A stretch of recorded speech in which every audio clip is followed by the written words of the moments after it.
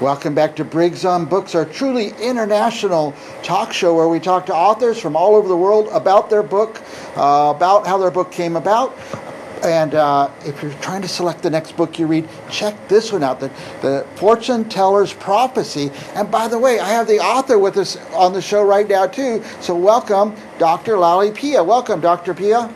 Hi there. Now you have quite a story. This is a memoir, isn't it? That's right. You're in another country, going to medical school, and there was a military coup, and it shut down the school. Am I right? That's right. What was the country? I grew up, well, I was born in Sri Lanka, but I grew up in Ghana. Ghana. And that's where the medical school was? The University Medical School in Kumasi, a small town there. In Ghana? Military coup happened. Now, was your family there with you?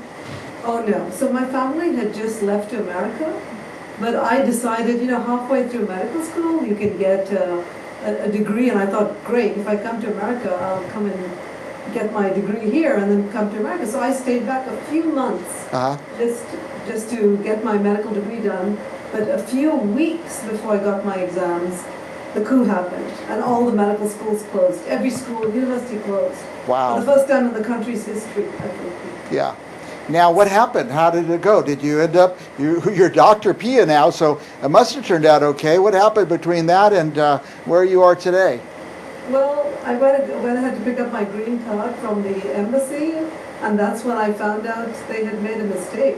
They had made a bureaucratic mistake, and so I was stuck without a green card, without my family, I was 21, with nowhere to stay but with friends. So I was thinking, where the heck do I go? I said, well, when do I get to come to California? And they said, well, it could take up to 2 years. Oh, boy. So, believe it or not, it was a pretty freaky place to go. And then if you fast forward, as you say, to, I was told when I was born, by the way, that I was going to be a doctor, and my parents were so excited about that.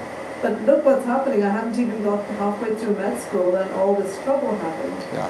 When you fast forward to age 35, I'm in California, so I made it, but I have 2 little girls, and I'm on welfare, and I'm on food stamps, and I'm no doctor. Mm-hmm. I'm actually at a very dead-end job, and when I say dead-end, I mean really dead-end. I'm working with body parts and human heads. I've got a freezer full of horrors, feeling like Jeffrey Dahmer. Yeah, it's cadavers. What was the fortune teller's book? Yeah. So, but I did make it, and that's what part of the story is about. Yeah.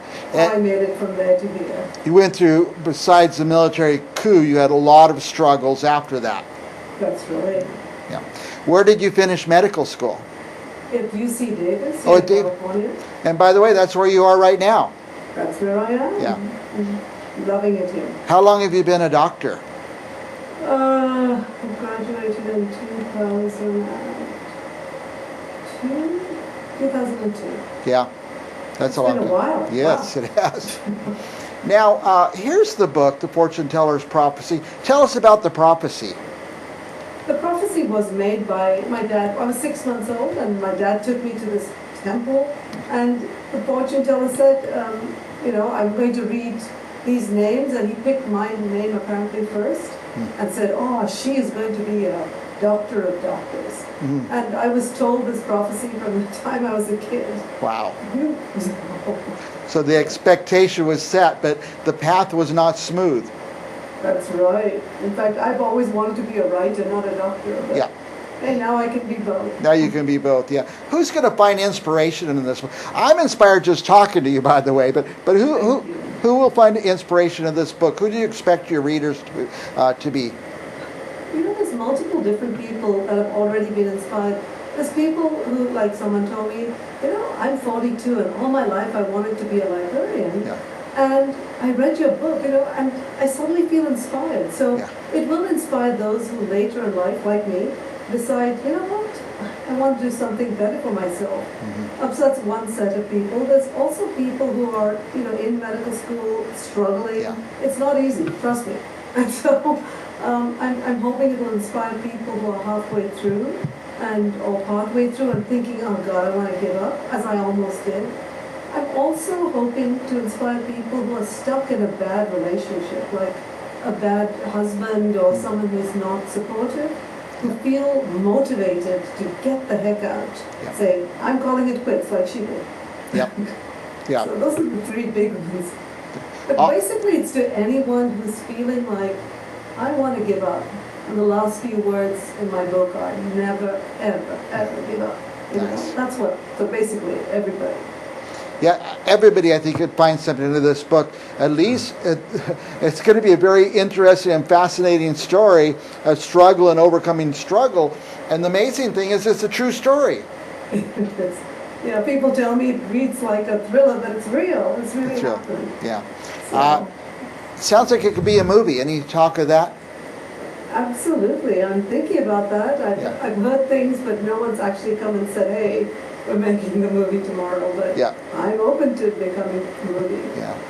Because people say it's a lot like Eat, Pray, Love meets, well, a Jeffrey Dahmer thing. Yeah, Jeffrey Dahmer. So tell us about the job where you had to cut up cadavers and that. So I was a single parent, and I really needed to get a job for my girl. So I thought I'll take whatever it is. And I thought, hey, I'm working at UC Davis at their donated body program, so that's got to be cool. And I was the manager, but I didn't realize I was it. In other words, every day I'd have to go down to my coolers in the basement and see who died. Yeah. And it was hard. It was hard to be doing that alone and thinking, okay, here's this dead person and I'm going to remove their head. I found that the hardest thing. Yeah. But I found that after a while, I learned, I got someone to support me. And I realized, you know what, after you die, your body can be used. Yeah. It can be used for 20 years sometimes. Wow. It can be used to teach people about joint surgery. So I actually, my father loved watching me. I took him on a tour, and believe it or not, he passed away earlier this year. Oh boy. His body was taken by UC Davis because that's where he wanted to be. That's what he wanted, yeah. So he could still teach after he's gone. Yeah. Now, when you're in the this program, managing that department, did you learn something? I mean, about anatomy? Did it help further your studies? Absolutely. At that point, I wasn't in medical school. I was age 36, and I was not in medical school. But I think the fortune teller knew something because I was working with the body parts, because I was working in the UC Davis anatomy department. Dr. Gross, one of the anatomy doctors, came and said, Lally, you ever thought about going back to med school like you were in Ghana? Yeah. And I honestly thought that was just a dream. And he said it, and I thought, why not? Yeah. He said, I'll write you a letter, you've got a degree now from UC Davis, why not? That's great. It was great. I would have laughed at you when I was 30-something and you said, oh, you're going to go to be a doctor. I would have laughed at you. Yeah. So. By the way, we have your web address, lallypia.com, on the screen. What would our viewers find if they went to your website? They would find many different links. I've been interviewed by many people. There's lots of places you can buy the book. There's there's a lot of different options. And then also, I've been on various things like America's Next Great Author. I was a finalist. Nice. So there's lots of different interesting things and excerpts that are not in my book. Yeah. Through there. Well, yeah, I bet your whole life couldn't pack into the one book. I bet there's a lot more that we don't know about. I'm going to get that book, and to our viewers, I give you this tip. I do this all the time. I don't go and click and order one book. I order 5 of them usually, and I give them to people. I'm going to give this book to people I come across that are just, oh, I can't get past this barrier. This thing's holding me back. Because look at what Lally Pia did. Nothing held her back. She got past everything that could have happened. It happened to her. A military coup, for goodness sakes. So Lally, thank you for being so brave as to write the book. Thanks for being so brave as to get through everything you got through into your life and to where you are now. By the way, you had 2 daughters? I do. Are they grown? Yep. Well, my oldest daughter is a physician herself. She just graduated as a child neurologist. Yeah. And my second daughter is back in school now after getting me 2 granddaughters. Nice, nice. Yeah. So it's going to continue. So maybe that's what the fortune teller meant by doctor of doctors. Doctor of doctors, mother of doctors. Lally, we're way past time. I could talk to you forever. Any last thoughts for our viewers that we missed out? I'm just going to say, believe. You never know what you're capable of doing. You never are. So don't give up. Yeah, yeah. And like I say, this book, oh, here's a couple, by the way, while I have you here. Here's some things where you're showing your book and signing books and things like that. I love these pictures of authors that get out there. And by the way, Lally, do you have a pet? I do. His name is Zorro. He's my big shepherd. Yeah, Big Shepherd. It's a very, very beautiful dog, and I just put up this great picture of the two of you.